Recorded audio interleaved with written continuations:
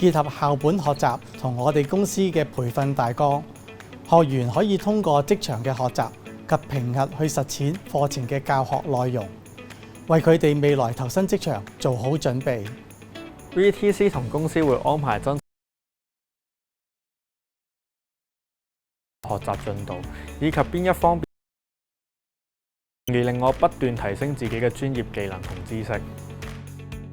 職學並行嘅模式可以幫助學生盡早學生提供清晰嘅進階路徑。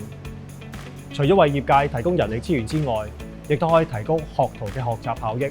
所以我哋公司一直都大力支持呢個計劃。職場學習及評核同我選讀嘅課程息息相關。呢個安排有助我學以致用，及早投入職場工作。返到學校上課都會更加容易理解。